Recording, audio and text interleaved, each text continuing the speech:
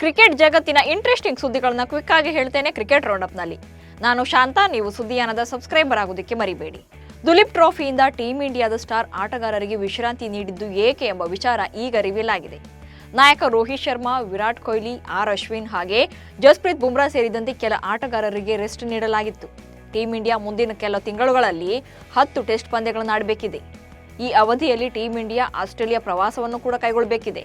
ಹೀಗಾಗಿ ಈ ಅನುಭವಿಗಳನ್ನ ಇಂಜುರಿಯಿಂದ ದೂರವಿಡಲು ಬಿಸಿಸಿಐ ಈ ನಿರ್ಧಾರ ತೆಗೆದುಕೊಂಡಿದೆ.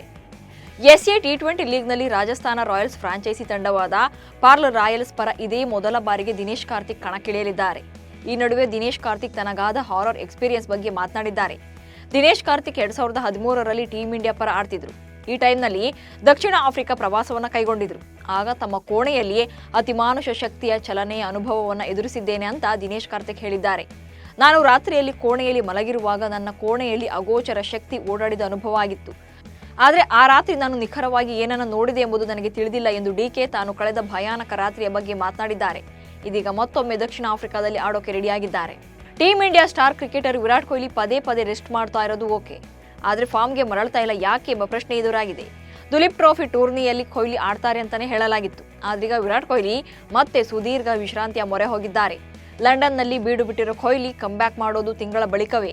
ಕಳಪೆ ಫಾರ್ಮ್ಗೆ ಸಿಲುಕಿ ರನ್ ಗಳಿಸೋಕೆ ಪರದಾಡ್ತಿರೋ ಕೊಹ್ಲಿ ಮತ್ತೆ ಸುದೀರ್ಘ ಅವಧಿಗೆ ಕ್ರಿಕೆಟ್ನಿಂದ ದೂರ ಉಳಿದ್ರೆ ಬ್ಯಾಟ್ ಬೀಸಲು ಮರೆತಂತೆ ಅನ್ನೋದು ಫ್ಯಾನ್ಸ್ ಟೆನ್ಷನ್. ಜೊತೆಗೆ ಸುದೀರ್ಘ ವಿಶ್ರಾಂತಿ ಕೊಹ್ಲಿ ಕೆರಿಯರ್ಗೂ ಕೂಡ ಡ್ಯಾಮೇಜ್ ಆಗುತ್ತೆ ಅನ್ನೋ ಮಾತು ಕೇಳಿ ಬರ್ತಾ ಇದೆ. ಐಪಿಎಲ್ ಮುಂದಿನ ಸೀಸನ್ನಲ್ಲಿ ಮಹೇಂದ್ರ ಸಿಂಗ್ ಧೋನಿ ಆಡ್ತಾರಾ? ಈ ಪ್ರಶ್ನೆ ಮತ್ತೆ ಚರ್ಚೆಗೆ ಬಂದಿದೆ. ಚೆನ್ನೈ ಸೂಪರ್ ಕಿಂಗ್ ಫ್ರಾಂಚೈಸಿ ಧೋನಿಗಾಗಿ ಐಪಿಎಲ್ ನಿಯಮದಲ್ಲಿ ಮಹತ್ವದ ಬದಲಾವಣೆ ತರೋಕೆ ಬಿಸಿಸಿಐಗೆ ಮನವಿ ಮಾಡಿದೆ. ಈ ಮನವಿಯಂತೆ ಮಹೇಂದ್ರ ಸಿಂಗ್ ಧೋನಿಯನ್ನ ಅನ್ಕ್ಯಾಪ್ಡ್ ಆಟಗಾರರ ಪಟ್ಟಿಯಲ್ಲಿ ರಿಟೈನ್ ಮಾಡಿಕೊಳ್ಳೋಕೆ ಅವಕಾಶ ನೀಡಬೇಕು ಅಂತ ಸಿಎಸ್ಕೆ ಕೋರಿದೆ. ಈ ಕೋರಿಕೆಯನ್ನು ಈಡೇರಿಸಲು ಬಿಸಿಸಿಐ ಕೂಡ ಮುಂದಾಗಿದೆ. ಮುಂಬೈ ಇಂಡಿಯನ್ಸ್ ಫ್ರಾಂಚೈಸಿಯ ತಂಡಗಳ ಖಾಯಂ ಸದಸ್ಯರಾಗಿದ್ದ ಕೀರನ್ ಪೊಲಾರ್ಡ್ ಅವರನ್ನ ಎಂಐ ಕೇಪ್ ಟೌನ್ ತಂಡದಿಂದ ಕೈಬಿಡಲಾಗಿದೆ. ಸೌತ್ ಆಫ್ರಿಕಾ ಟಿ20 ಲೀಗ್ ಸೀಸನ್ 3ರ ಹರಾಜಿಗೂ ಮುನ್ನ ಎಂಐ ಕೇಪ್ ಟೌನ್ ಒಟ್ಟು 14 ಆಟಗಾರರನ್ನ ಉಳಿಸಿಕೊಂಡಿದೆ. ಈ ಪಟ್ಟಿಯಿಂದ ಪೊಲಾರ್ಡ್ ಅವರನ್ನ ರಿಲೀಸ್ ಮಾಡಿದೆ. ಕಳೆದ ಸೀಸನ್ನಲ್ಲಿ ಎಂಐ ಕೇಪ್ ಟೌನ್ ತಂಡದ ನಾಯಕರಾಗಿ ಕಾಣಿಸಿಕೊಂಡಿದ್ದ ಕೀರನ್ ಪೊಲಾರ್ಡ್ ಈ ಬಾರಿ ಔಟ್ ಆಗಿರೋದು ಅಚ್ಚರಿ ತಂದಿದೆ.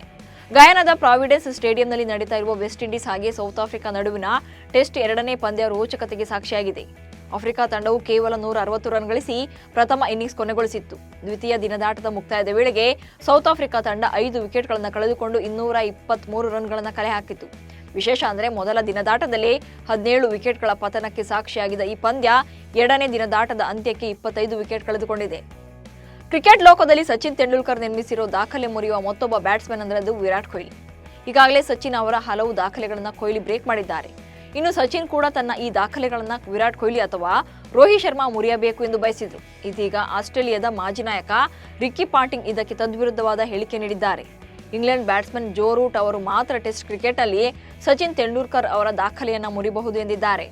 ಟೀಂ ಇಂಡಿಯಾದ ಮಾಜಿ ಕ್ರಿಕೆಟರ್ ವಿವಿಎಸ್ ಲಕ್ಷ್ಮಣ್ ರಾಷ್ಟ್ರೀಯ ಕ್ರಿಕೆಟ್ ಅಕಾಡೆಮಿ ಅಂದರೆ ಎನ್ಸಿಎ ಮುಖ್ಯಸ್ಥರಾಗಿ ಮುಂದುವರಿಯಲಿದ್ದಾರೆ. ವಿವಿಎಸ್ ಲಕ್ಷ್ಮಣ್ ಅವರ ಅಧಿಕಾರಾವಧಿಯನ್ನು ಬಿಸಿಸಿಐ 1 ವರ್ಷದವರೆಗೆ ವಿಸ್ತರಣೆ ಮಾಡಿದೆ. ಸೌರವ್ ಗಂಗೂಲಿ ಬಿಸಿಸಿಐ ಅಧ್ಯಕ್ಷರಾಗಿದ್ದಾಗ ಲಕ್ಷ್ಮಣ್ ಅವರನ್ನ ಬೆಂಗಳೂರಿನ ರಾಷ್ಟ್ರೀಯ ಕ್ರಿಕೆಟ್ ಅಕಾಡೆಮಿಯನ್ನರಾಗಿ ಆಯ್ಕೆ ಮಾಡಿದ್ರು. ಅದರಂತೆ ಲಕ್ಷ್ಮಣ್ ಅವರ 3 ವರ್ಷಗಳ ಒಪ್ಪಂದ ಈ ಸೆಪ್ಟೆಂಬರ್ನಲ್ಲಿ ಅಂತ್ಯಗೊಳ್ಳಲಿದೆ. ಬಾಂಗ್ಲಾದೇಶದಲ್ಲಿ ಸಂಭವಿಸಿರುವ ಬಿಕ್ಕಟ್ಟಿನಿಂದಾಗಿ ಮುಂಬರುವ ಮಹಿಳಾ ಟಿ20 ವಿಶ್ವಕಪ್ ಪಂದ್ಯಾವಳಿಯನ್ನ ಆಯೋಜಿಸಲು ಐಸಿಸಿ ಪರ್ಯಾಯ ಸ್ಥಳವನ್ನು ಹುಡುಕ್ತಾ ಇದೆ. ಇದೇ ವೇಳೆ ಬಿಸಿಸಿಐ ಕಾರ್ಯದರ್ಶಿ ಜೈಶಾ ಈ ಪಂದ್ಯಾವಳಿಗಳಿಗೆ ಭಾರತ ಆತಿಥ್ಯ ವಹಿಸುವುದಿಲ್ಲ ಎಂದು ಹೇಳಿದರು. ಇದೀಗ ಜಿಂಬಾಬ್ವೆ ಟೂರ್ನಿಯ ಆತಿಥ್ಯ ವಹಿಸಿಕೊಳ್ಳಲು ಸಿದ್ಧವಾಗಿದೆ ಎಂದು ವರದಿಯಾಗಿದೆ. ಡೋಪಿಂಗ್ ಪರೀಕ್ಷೆಯಲ್ಲಿ ಅನುತ್ತೀರ್ಣರಾದ ಹಿನ್ನೆಲೆಯಲ್ಲಿ ಶ್ರೀಲಂಕಾದ ವಿಕೆಟ್ ಕೀಪರ್ ಬ್ಯಾಟ್ಸ್ಮನ್ ನಿರೋಶನ್ ಡಿಕ್ವೆಲ್ಲಾ ಅವರನ್ನ ಕ್ರಿಕೆಟ್ನ ಎಲ್ಲಾ ಸ್ವರೂಪಗಳಿಂದ ನಿಷೇಧ ಮಾಡಲಾಗಿದೆ. ಉದ್ದೀಪನ ಮದ್ದು ಸೇವನೆ ತಡೆ ನಿಯಮ ಉಲ್ಲಂಘನೆ ಹಿನ್ನೆಲೆಯಲ್ಲಿ ಡಿಕ್ವೆಲ್ಲಾ ಅವರಿಗೆ ನಿಷೇಧ ಹೇರಲಾಗಿದೆ. ಡಿಕ್ವೆಲ್ಲಾ ಅವರನ್ನ ಎಷ್ಟು ದಿನಗಳವರೆಗೆ ಕ್ರಿಕೆಟ್ನಿಂದ ನಿಷೇಧ ಮಾಡಲಾಗಿದೆ ಎಂಬುದು ಇನ್ನಷ್ಟೇ ಅಧಿಕೃತವಾಗಿ ಹೊರಬೀಳಬೇಕಾಗಿದೆ. ಇವಿಷ್ಟು ಇವತ್ತಿನ ಕ್ರಿಕೆಟ್ ರೌಂಡಪ್ ಸುದ್ದಿಗಳು. ನಮಸ್ಕಾರ.